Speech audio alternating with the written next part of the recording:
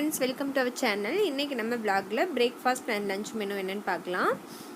Morning பிரேக்ஃபாஸ்ட்டுக்கு முன்னாடி எழுந்த உடனே பிரணவுக்கு பாலும் எங்களுக்கு காஃபியும் போட்டு குடிச்சாச்சு. மார்னிங் இந்த மாதிரி வந்து சன்ரைஸ் வந்து பார்க்கவே வீட்டுக்குள்ளேருந்து பார்க்கவே அருமையாக இருக்கும். அந்த வெளியில் வந்து அந்த மரத்துக்கு இடையில வந்து அது அப்படியே ரைஸ் ஆகி வரும். அது பார்க்கவே ரொம்ப சூப்பராக இருக்கும். காலையில் 6:30க்கெலாம் பார்த்தோன்னா வெயில் அப்படி வந்துடுது.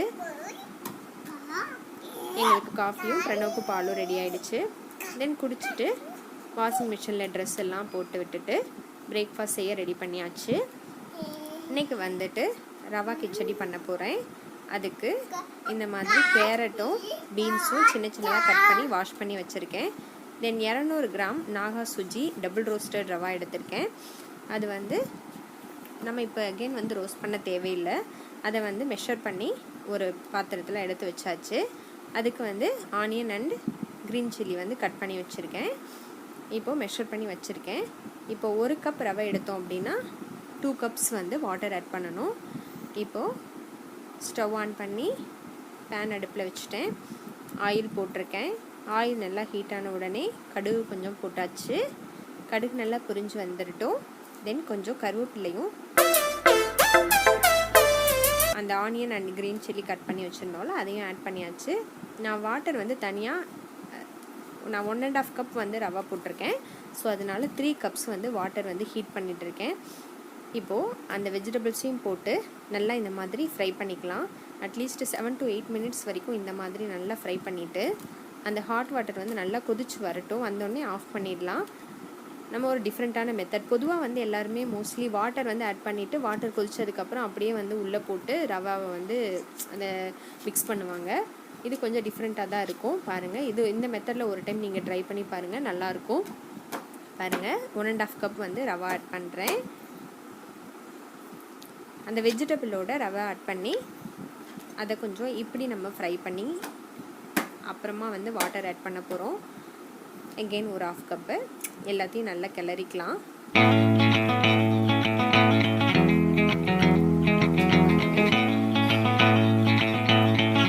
இந்த மாதிரி நல்லா கிளறிட்டு அதுக்கப்புறமா வாட்டரை வந்து மெஷர் பண்ணி உள்ளே சேர்த்துக்கலாம். சேர்த்துட்டு அதுக்கப்புறமா நல்லா கிளறி விட்டுக்கோங்க. இப்போ வந்து அந்த வெஜிடபிள்ஸும் நல்லா வெந்துடும். ரவையும் லைட்டாக இங்கே வந்து ரோஸ்ட் ஆன மாதிரி இருக்கும். இப்போ சால்ட் வந்து கொஞ்சம் ஆட் பண்ணிக்கலாம்.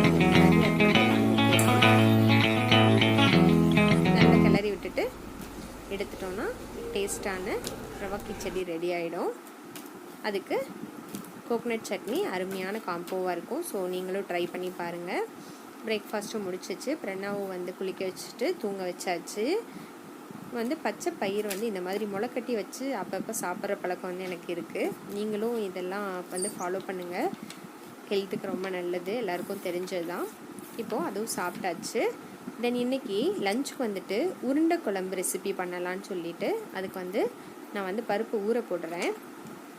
இதை வந்து நான் மெஷர்மெண்ட் கப்பாக எடுத்துகிட்டு 1/2 கப்பு பாசிப்பருப்பு, துவரம்பருப்பு அண்ட் கடலைப்பருப்பு 3 வந்து சேர்த்து வாட்டர் ஆட் பண்ணி 1.5 ஹவர்ஸ் வந்து நல்லா ஊற விட்டுடலாம். அது ஊறட்டும். கொஞ்சம் நேரம் வந்து ஒரு 1/2 அன் ஹவர் ரெஸ்ட் எடுத்துகிட்டு அதுக்கப்புறமா லஞ்ச் செய்ய ஸ்டார்ட் பண்ணலாம். நான் ரெஸ்ட் எடுத்துகிட்டு அதுக்கப்புறம் என்னோடய ஃபேவரட் டீ வந்து மின்ட் பட்டர் டீ, அது வந்து ரெடி பண்ணி குடிச்சிட்டு அதுக்கப்புறமா தான் லஞ்ச் ஸ்டார்ட் பண்ண போகிறேன். ஆல்ரெடி வந்து நம்ம விலாகில் இருக்குது மின்ட் பட்டர் டீ எப்படி போடுறதுன்னு சொல்லிவிட்டு, நீங்கள் வேணும்னா உள்ளே போய் செக் பண்ணிக்கலாம். இது வந்து என்னோடய ஃபேவரட் டீ வந்து. ஸோ நாட்டு சக்கரை ஆட் பண்ணி இப்போ அதை எடுத்து ஃபில்ட்ரு பண்ணிட்டோம்னா மின்ட் பட்டர் டீ ரெடி ஆகிடுச்சு. குடிச்சிட்டு நான் ஸ்டார்ட் பண்ண ஆரம்பிச்சிட்டேன் லஞ்சு வந்து ப்ரிப்பேர் பண்ண போகிறேன். இப்போது இதுக்கு வந்து அந்த பருப்பு நம்ம ஊற வச்சுருந்தோம் இல்லையா, அதை வந்து நல்லா 2-3 டைம்ஸ் வாஷ் பண்ணிவிட்டு மிக்ஸி ஜாரில் போட்டு 2 சில்லியை வந்து கழுவிட்டு அதில் உள்ளே ஆட் பண்ணி நல்லா ஃபைனாக வந்து இதை நல்லா அடிச்சுக்க போகிறோம். ஒரு பேஸ்ட் மாதிரி வந்து நல்லா ரெடி பண்ணிக்கணும். நல்லா விட்டு நல்லா அரைச்சி வச்சுக்கணும்.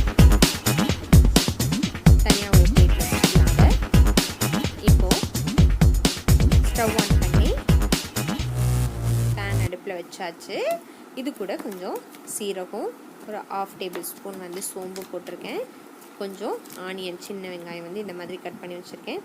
இதை நல்லா கோல்டன் ப்ரௌன் வர வரைக்கும் நல்லா ஃப்ரை பண்ணிவிட்டு கொஞ்சம் நீங்கள் கருவேப்பிலையும் போட்டுக்கலாம்.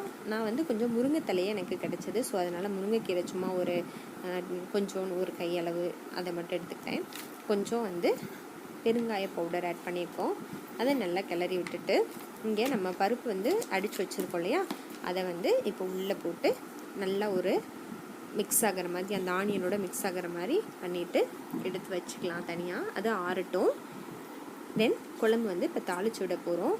அதே பேனை அடுப்பில் வச்சுட்டு மசால் ரெடி பண்ணணும். குழம்பு மசால் வேணும் இல்லையா, அதுக்கு ஆனியன் தக்காளி கொஞ்சம் போட்டு மசால் ரெடி பண்ணிக்கலாம். ஆனியன் எப்போவுமே கொஞ்சம் ஃப்ரை ஆனதுக்கப்புறமா நம்ம தக்காளி போட்டு ஃப்ரை பண்ணோன்னா அது டேஸ்ட் நல்லாயிருக்கும்.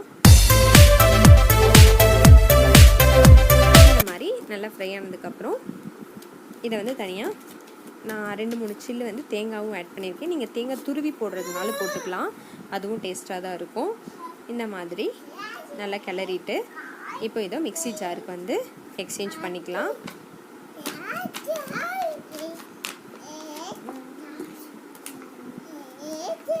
இப்போது அதே பேன் அடுப்பில் வச்சுட்டு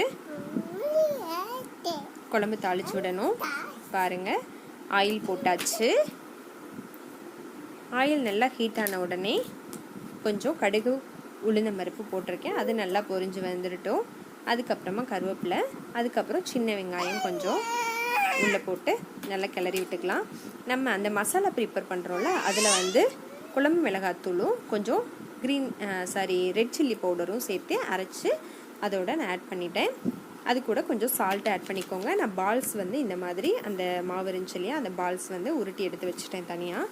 இப்போ இந்த குழம்பு வந்து 10 மினிட்ஸ் வந்து மூடி வச்சதுக்கப்புறம் இந்த மாதிரி நல்லா கொதிச்சு வரும். இதில் கொஞ்சம் சால்ட்டு நீங்கள் ஆட் பண்ணிக்கோங்க. ஏன்னா நம்ம வந்து அந்த பால்ஸுக்கு மட்டும்தான் சால்ட் அப்போல்லாம் ஆட் பண்ணோம். ஸோ இப்போ இந்த பால்ஸை வந்து குழம்பு நல்லா கொதிச்சதுக்கப்புறமா உள்ளே ஆட் பண்ணிக்கலாம். இந்த பால்ஸ் வந்து ஒன்று ஒன்றா ஆட் பண்ணிக்கோங்க. மொத்தமாக போட்டோன்னா அப்படியே எல்லாம் ஒன்றோட ஒன்றா மிக்ஸ் ஆகி அப்படியே உடஞ்சிரும். ஸோ அதனால் இந்த மாதிரி ஒன்று ஒன்றா ஆட் பண்ணிவிட்டு எகெயின் வந்து ஒரு 5 to 7 மினிட்ஸ் வந்து கிளறி விடாமல் அப்படியே மூடி வச்சிடலாம். இப்போயே வந்து நம்ம கரண்டி போட்டோம் அப்படின்னா அது ஃபுல்லாக வந்து உடஞ்சி போயிடும் பால்ஸ் எல்லாம். ஸோ அதனால் இந்த மாதிரி கிளறி விடுறது வந்து ஒரு 10 மினிட்ஸ் அல்ல 7 மினிட்ஸ்க்கு அப்புறமா இந்த மாதிரி கிளறி விடுங்க மீடியம் ஃப்ளேமில் வச்சுட்டு. இப்போ கொஞ்சம் புளி தண்ணி ஊற்றிக்கலாம். அவ்வளோதான், பார்க்கவே வந்து சூப்பராக இருக்கும். இந்த மாதிரி எகெயின் ஒரு டைம் கிளறி விட்டுட்டு எகெயின் ஒரு 5 மினிட்ஸ் வந்து லிட் போட்டு க்ளோஸ் பண்ணி ஒரு மீடியம் ஃப்ளேம்லேயே வச்சு நல்லா வேக விட்டுடலாம். அவ்வளோதான். இப்போது கொஞ்சம் கொத்தமல்லி தழை வந்து சாப் பண்ணி உள்ளே ஆட் பண்ணிவிட்டு இறக்கிட்டோம்னா டேஸ்டான உருண்டை குழம்பு ரெசிபி வந்து ரெடி ஆகிடுச்சு. நீங்களும் ஒரு டைம் ட்ரை பண்ணி பார்த்துட்டு எப்படி இருக்குன்னு கமெண்ட் பண்ணுங்கள். தென் வெண்டைக்காய் வந்து ஃப்ரை பண்ணலான்னு அது கட் பண்ணி வச்சுருக்கேன். பேன் அடுப்பில் வச்சு ஆயில் போட்டாச்சு. கடுகு உளுந்தம்பருப்பு, கொஞ்சம் கருவேப்பிலை, தென் கொஞ்சம் ஆனியன் கட் பண்ணி வச்சுருந்தேன் போட்டு இப்போ நம்ம வெண்டைக்காய் வந்து கட் பண்ணி வச்சுருக்கோம் இல்லையா, அதையும் உள்ளே ஆட் பண்ணிக்கலாம். ஆட் பண்ணிவிட்டு எகெயின் அதை நல்லா கிளறி விட்டுட்டு கொஞ்சம் சால்ட் ஆட் பண்ணிக்கலாம். நல்லா கிளறிட்டு ஒரு 10 மினிட்ஸ் வந்து சிம்லேயே வச்சு நல்லா கிளறிக்கலாம்.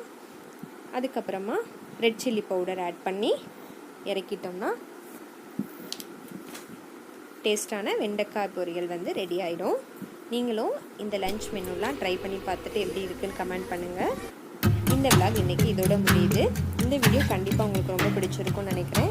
பிடிச்சிருந்தால் லைக் பண்ணுங்கள், ஷேர் பண்ணுங்கள் அண்ட் மறக்காமல் சப்ஸ்கிரைப் பண்ணுங்கள். தேங்க்ஸ்.